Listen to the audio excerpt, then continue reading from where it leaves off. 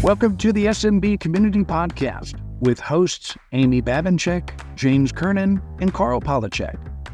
Produced by Kernan Consulting and for the international MSP community. We are dedicated to making every IT professional a successful IT professional. Hey everybody, welcome back to the SMB Community Podcast. This is James Kernan with Kernan Consulting, and I'm here with my good friend, aka the Yacht Master, Amy Babinchek. Hey Amy, welcome back. Welcome. I'm not back. I'm out here at anchor off of a remote island in the North Channel of Canada, off of Lake Huron. So I mean, floating in Canadian waters as we speak, coming to you via Starlink, and the Starlink has been both wonderful and also frustrating. As it turns out, you have to point the thing exactly north. And as a sailboat on anchor likes to sort of swing back and forth. Right. And so does my signal. And so I warned James, if I drop during the recording of this podcast, I'll be right back. I have to go turn the Starlink, reconnect again. That's been a little bit of a pain, but I enjoy the connectivity and the opportunity to do this kind of thing while I'm also hanging out on my boat. Yeah, very cool. Very cool. I guess that's what I meant by welcome back to reality. It's and by the way, just in case you don't know, it's Monday. It's Monday. Oh, Monday. Yeah. Thanks for that. Thanks for that reminder. It's a good vacation when you forget what day it is. Exactly. Well, good. Well, good to see you. Glad your trip is going well, and thanks for joining us. So hey, let's get started. There are a lot of things going on we wanted to talk about. The first one was the MSP question of the week. Okay, so MSP question of the week, and the question of the week that came in is, what do you think about text marketing campaigns? What do you think about text marketing campaigns for your business? You know what I think about text marketing campaigns is actually probably not about any of our listeners' business, but the companies that are using them are financing companies. I get so many texts, Yeah. probably 2 a day, 10 a week or so. And they're writing to let me know of the amazing deal that they have, or they want to loan my business money. And I'm so annoyed by those. Yeah. I am so annoyed. So I have to think that if you are doing cold messaging via text, the person's going to find it to be annoying. Yeah. On the other hand, I do get some text messages also from companies that I've purchased stuff from, like, and I'm not sure if I need them, right? I get messages from Teva because I bought some new sandals, and I guess they want me to start a collection of new Teva sandals. And so they they ping me every day until I finally got unsubscribed from that. It was like, It's too much. It's way too much. Yeah. Yeah, I'm with you. I do not like people texting me if it's a cold text. If I get a text, you better be in my contacts and we better be good friends or a customer, or I'm going to block you. And, you get all sorts of scams on texting. So I'm with you. I get annoyed very quickly. And they didn't specify, cold campaign or, warm campaign. It just was more of a general comment. I would say do not do text marketing. Text marketing, I think, is bad for a business. What I would look at is email marketing, telemarketing, and there's a variety of things in different geographies that seem to be working a lot better than other ones. Networking events, webinars. I've got a couple clients that are that are doing a webinar series on AI. I think that's a good topic. So, those Is are it things possible? that could be better. Do you think it's possible to do text marketing well? And so what I'm thinking is, like, do we want to just say blanket no to text marketing, or is there something we can do with it? And if I think about it, there are some texts I get that are useful, Mhm. right? So I get code red text messages, and code red sends out the weather alerts. So Okay. Yeah. if there's a nationally, posted weather alert for my area, severe thunderstorm, tornado, whatever, they send that out to me via text, and I find that useful. Well, that Uh, that I think that's more of a safety thing, and I'm with you. I Mhm. I get the same things. I like those. If I'm in Yeah, harm's way, I wanna know about it right away. But, yeah, if somebody wants to set up a meeting and do business with me, I always defer them like, "Hey, why don't you call my office on Monday?" Or, "Here's my email." You email each other back and forth or just communicate through social media. I'm I'm I yeah. actually get offended by it. I don't like it at all. So, Well, Mailchimp is giving away a certain number of SMS messages with your subscription, so maybe that's where this is coming from, because I've looked at that as well and thought, well, it's a small number, it's like 50. yeah. So I'm like, well, what could I do with those 50 text messages? I haven't come up with a use yet. But um, one of the other things that I get that's useful is I actually get a link to a boating newsletter that I subscribe to. And when the new newsletter comes out, they text a link to it. So I could see where maybe as an MSP, you could do something like that. Hey, our new newsletter is out. Here's a link to it. If you don't want to subscribe to those texts anymore, of course, be sure you put an unsubscribe in there. Right. And if you're doing it through MailChimp, they're going to mandate that. They're very good at helping you stay legal and clean on that. Um, and then also perhaps maybe that alert idea might also be useful for an MSP, right? Maybe a breaking news trend, or something like that. Perhaps you could do with marketing, so more nurturing your existing client base rather than actually Yeah, cold that's an cold interesting marketing. it's an interesting idea. I always thought, text marketing would be more on the consumer level, B2C, Hmm. a bank notification or something, a weather alert, those are normal. I guess the only time I could think of like a text campaign would be like with a very small database. It's gotta be existing customers, people that know you, and maybe that's Yeah. the only contact info you've got. I would send out a text in that regard, but I would be short and sweet, like a one line, "Hey, this is James Kernan with Kernan Consulting, just checking in. How are things going? Or is there anything I can help you with?" Just something short and sweet, one sentence. I wouldn't do a 3 paragraph memorandum, on a campaign. I'd stay away from that for sure. Yeah, I might try to use it as an education tool, you Okay. know, and say, keep an eye out for this type of text scam or this type of email scam or something, Y and maybe do a little educational thing that can be really short and sweet, maybe with a link to read more about that. Yeah, that's a good idea. You're kinda making me think a little deeper about this because I was very opinionated at first.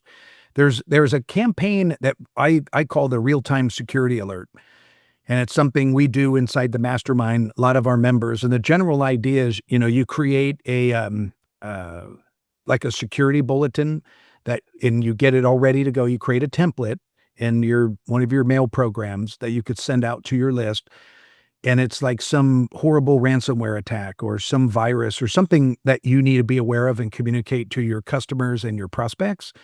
So Mhm. it's designed for outbound marketing, but you've gotta kinda cut and paste the content, put it in your alert template, but you need to send it out within 24 hours of this announcement. Now, Microsoft has got subscriptions for security alerts. I think MSSPalert.com, if I remember that right, is another site that will send out real-time security alerts. And you could maybe do that instead of emailing it, you could maybe do it to a text list, and I hadn't thought of that, but, Yeah. like a text just is like immediate, it's Mhm. like, "Hey, this is something I need to look at right away," and it needs to be educational or super important, security-wise. You don't want a general, message, I wouldn't think, but I It's wouldn't think interesting. so either. And yeah, I would use it very sparingly. But, if you have that MailChimp account, and you've got a few SMS messages you could send each month, makes sense to use them. I just think I would use them more in an alert sense or Yeah. important information rather than as an actual marketing tool. Yeah.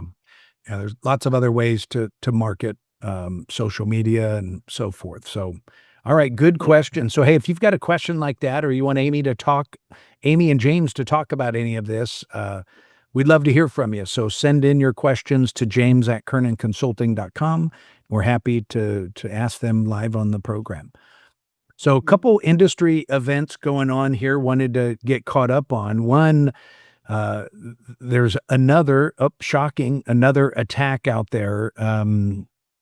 This time, Microsoft confirms active attacks against SharePoint servers, and they rolled out emergency patches. Um, Yeah. what did you hear about that? They're only attacking on-premises servers. Yep. Um, Specifically, they also have to be public facing. So, it's a particular use case.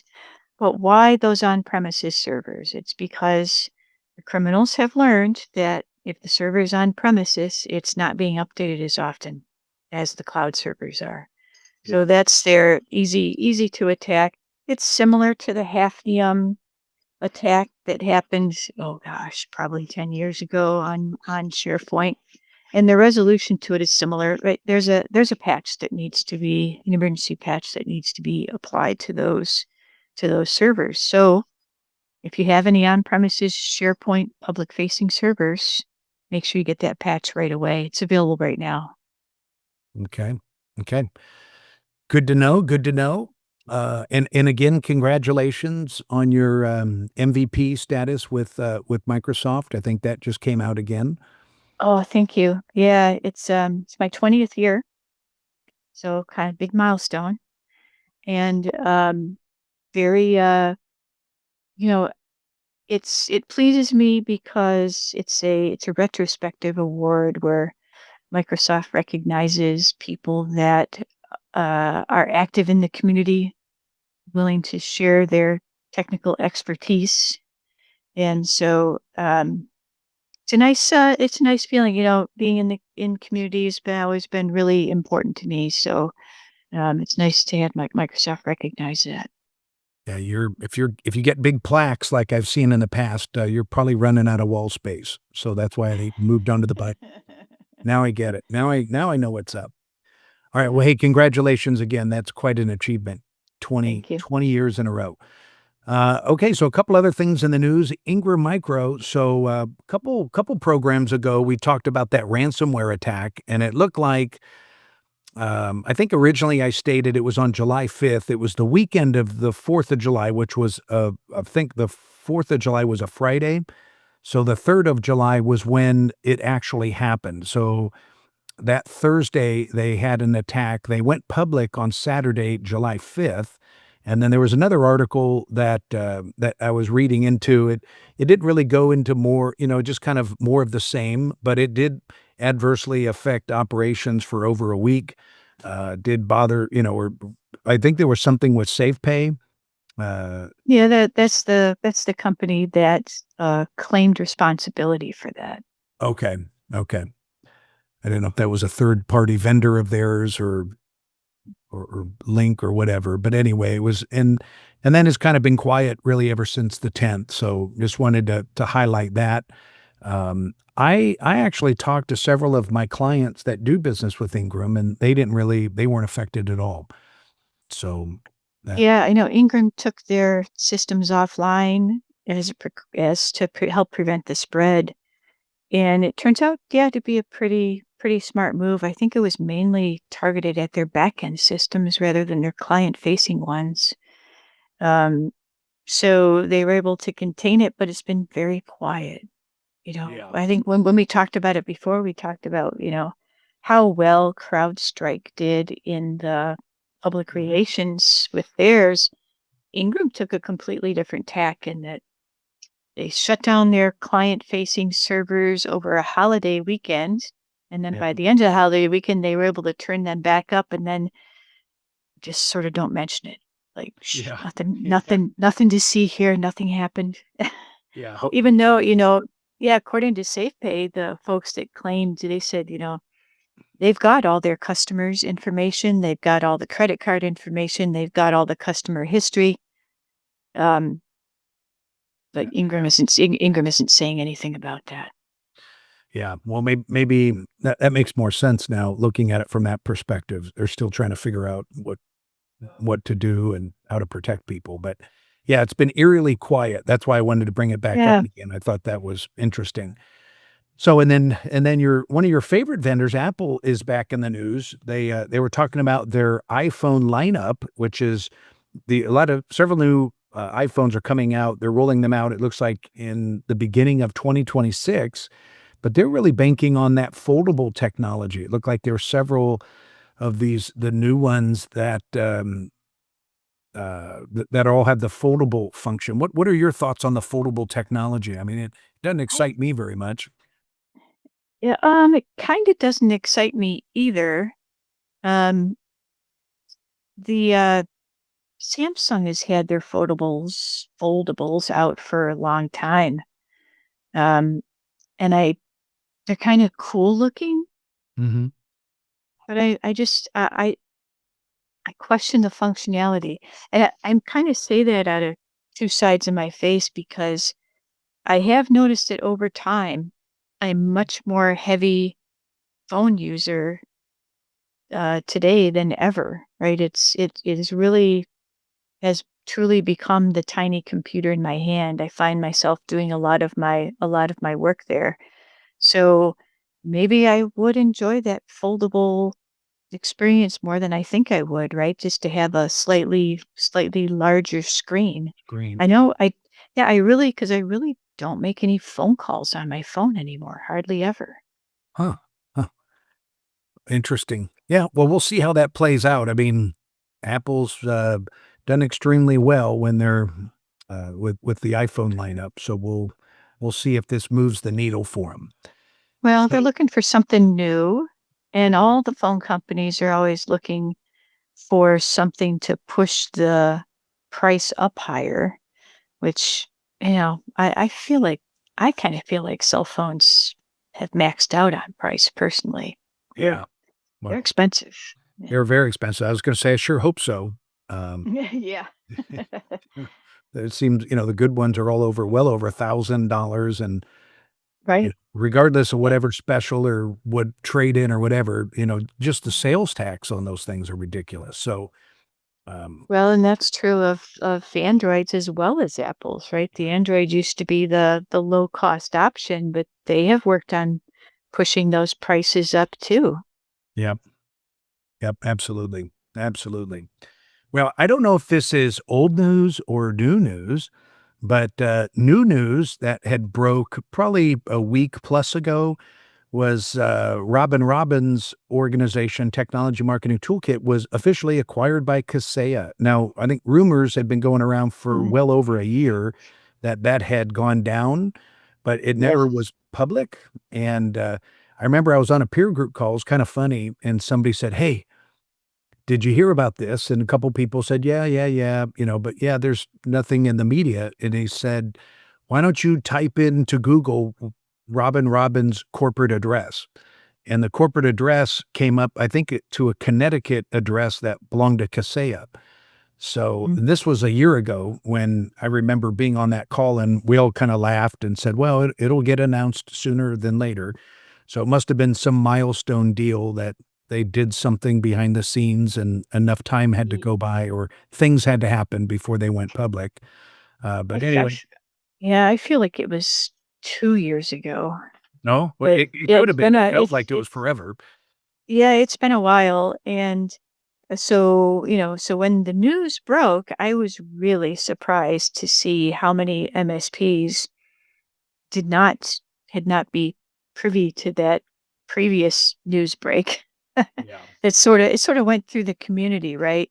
And that's what happens if you're not community connected. You miss out on those certain things. And, Yeah. they were like, "Oh no, there goes another one to the big So K." And like, you it's already been there. It's been there for a right. while now. So they're just admitting to it.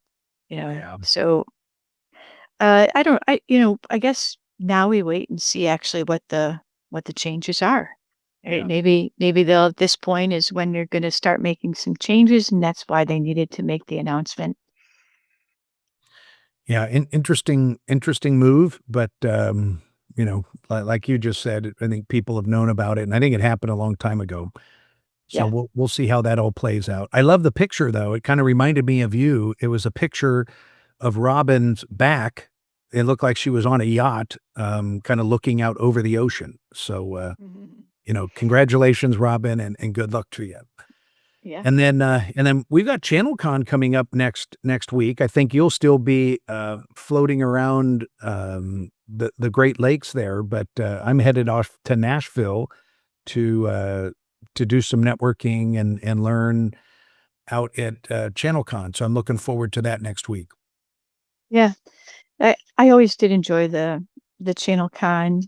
Boy, if you ever are looking to connect with a vendor, to me, that's the event to go to. Right. Because I did notice that, unlike a lot of other conferences at ChannelCon, the bigwigs of the companies that are on display are actually there. Mhm. So that's what sets it apart in my mind. If you really want to get to know some people at some of your vendors or get some of your issues pushed forward, that's the event to do it. And if you're a member of Gitka, they're sorry, it's not Gitka, is it's Gita, whatever it's GITA. called, GITA. Yeah, it's free to Yeah. go. Yeah. Yeah. So Yeah. where's it at in Nashville? Is it at the one with the ducks that walk in the Oh, it's not, hotel? I think that was the Peabody, but it's the Grand Ole Opry, so it's Oh, okay.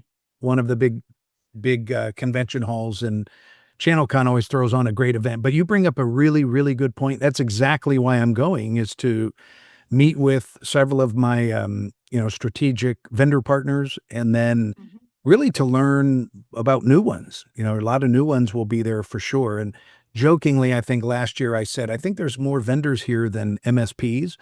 Uh, it had to be, Oh, there will be. yeah, There there's a there lot will of be. manufacturers. Yeah. Yeah, there will be, and that's actually a reason why, as an MSP, you should go Yeah. because, they wanna talk to you. They actually really do. And you will be one of few, which means that you just won't be number 5,602 that passed by their booth. You'll Right. be one of a few hundred, and they do wanna talk to you. It's great. I think that conference is a great opportunity. Yeah. Yep. So I'm looking forward to that. It's July 29th through the 31st. So out in Nashville. So, and I think there's some free passes out there. If anybody's looking for any info, just email me, james@kernonconsulting.com. Some of the partners have some free pass links that I could forward along. But Mhm. love to hear from you. Just make sure it's before the event. So I think that's about it. I wanted to bring up the ChannelCon event, and then again, we just friendly reminder, we'd love to hear from you. So if you've got a question of the week you want Amy and I to discuss or to battle back and forth on, email me at james@kernonconsulting.com. We'd love to hear from you. Amy, anything else? One small thing, James. I saw a top 10 list of um, cities where the jobs are happening. Okay. And one of them is in Michigan near me. And Oh. it was number one, and number Oh, 10 was Omaha. oh, That's interesting. not too shabby. Top 10. Well, hey, we're making the news. Yeah. We thought it was a well-kept secret, and along those lines, there was a good friend of mine from Southern California had contacted me and just, family friends for a long time. I lived in California for over 25 years, Been in Nebraska now for almost 10. I can't believe it's been that long. But they just said, "Hey, I'm done with California. Taxes are outrageous. I can't handle it anymore." They read an article and one of the top 10 places to move to was Omaha, Nebraska. So they're coming to visit to go house hunting here next month. So, good for Nebraska.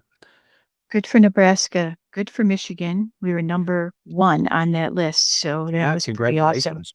And I'll say, uh, your friends should also come to Michigan. It's a little less dry here. Yes, We have yes. we have great boating opportunities, and our weather is slightly less extreme.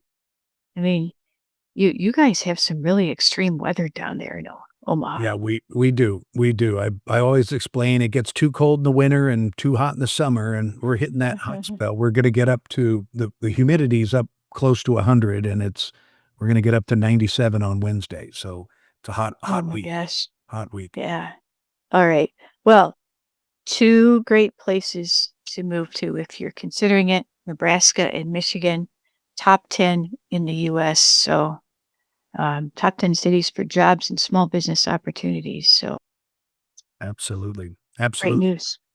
All right. Alrighty. Will you be safe out there on the big yacht, battling those giant waves out there? You be safe, enjoy, and we'll see everybody back next week on the SMB Community Podcast.